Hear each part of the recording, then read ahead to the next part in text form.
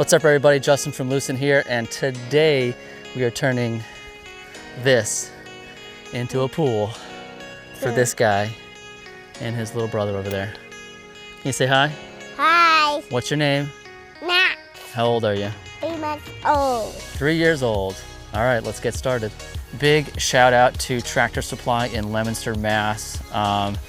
They were the closest store that had the stock tanks in stock, and they're super helpful in helping me look at it, load it up into my car. So shout out to them. You guys were awesome.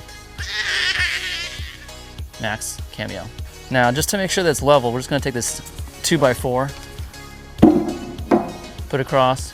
I'm gonna check it a few directions. That's way off. Pretty good that way. So this end is lower. I'm gonna dig out this end here. And kind of similar to this fire pit over here, I wanna make a ring around the pool. First step is to measure 2 feet out, make a circle around that, and that's gonna be our outline of how much grass I need to dig up. Cue time lapse.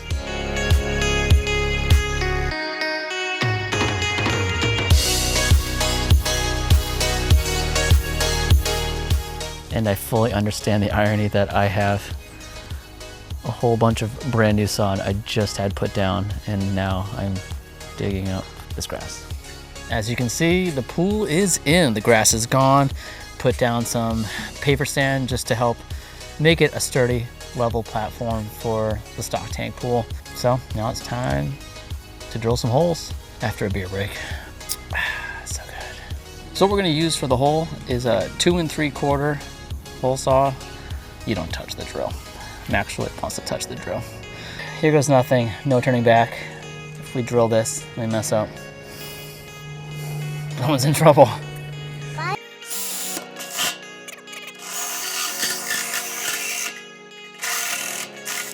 One, that went a lot quicker than I thought.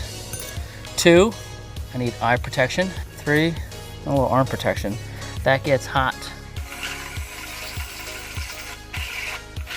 That's 2. As you can see, I still yet to put on eye protection. Safety first, kids. Do as I say, not as I do.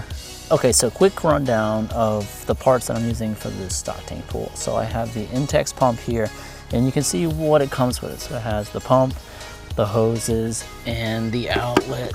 So this is basically where all the water that's going back into the pool comes out of. And then we have the strainer nut, and then we have the plunger valves. You need 2 of these, which are good if you need to change the filter. You can use those to stop the flow of water going in and out of the pool.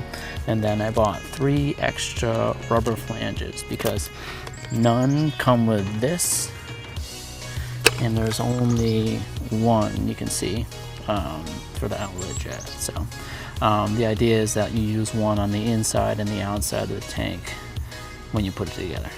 Okay, so what I'm gonna do first is install the inlet jet nozzle. So like I said, it comes with one rubber gasket on the inside, which we'll put inside here. And then here's one of the rubber gaskets I bought, and put that on the outside. And it's pretty simple, just the nut threads on. Here's where the last 2 rubber gaskets that I bought come into play. Again, we'll put one on the inside. The strainer goes in here, and then I'll put one on the outside, on the back side here.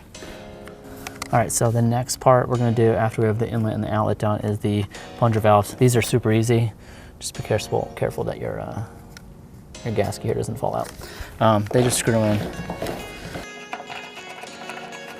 Now you can see this one's not vertical like the top one here, just because we're so close to the bottom. The hose has to come off and have clearance. So the hose anyways, I think is gonna go that way to the pump. So let's leave that one right there. And now it's time to hook up the hoses to our pump. It's pretty simple. Just go from the plunger valves to the pump here. And these are kind of snug, so you kind of have to force it in there so it starts to catch on the threads. Everybody say hi to Theo. Theo, say hi, bud. It's gonna go to right here. And there's a little O-ring. Doesn't really hold in very well, so make sure it sits nicely before you screw that in. Pump through the filter, water's gonna come out, back into the pool, all the clean water. So last thing we need to do is hook up the water that's gonna get pulled in from the pool back into the filter. So again, there's a little O-ring here, just be careful. That sits nice and flush. All right, so we're all tightened up here. All I gotta do is just run some silicone around the gaskets here on the inside and the outside. All right, so here's the caulking guideline. It doesn't have to be pretty, it just has to work. So I'm gonna put a big bead of caulk on the inside here, let it dry, and then just put a little bit more just to make sure that we have no leaks. All right, it's day 2. All the silicone caulking has dried. So now we're just gonna fill it up a little bit just to make sure we have no leaks. It's gonna take a lot of water. As you can see, the pool is done. It's not plugged in, the pump's not running right now, but everything's hooked up. I've tested it out just by running an extension cord out to the pump. Accessories, chlorine floater, super cheap. Takes 3-inch chlorine tablets. This one's been in here for like a week and a half and still hasn't dissolved yet all the way. So I think these will last pretty long. I bought like a bucket of them for like 30 bucks. Super cheap. Smells like pool water now. So you're gonna want a cover for your pool to help keep out all the debris, twigs, branches, leaves, grass, whatever. One of the more popular ones people link to is this Intex 8-footer. I wish I had read the description a little bit better because it says for an 8-footer, but it's technically like 7 feet and 6 inches or 3 inches. So stretching this out, I thought I was gonna break it or rip it. I'm hoping that by leaving it on here, it'll stretch it out and be easier the next time. I think eventually I'll probably get a little bit more heavy duty, like round tarp to put on top. But for now it works. Next, pool skimmer. I got one that has a sweet extendable handle on here. It's just good to get all the junk that you have floating around. The filter does help to get some of it, but some of the bigger stuff, you can kind of see it collects like right in the middle because of the whirlpool action we get with the jets. So again, just a couple small accessories you should probably pick up. I saw some of the people that put their inlet and outlet vertically.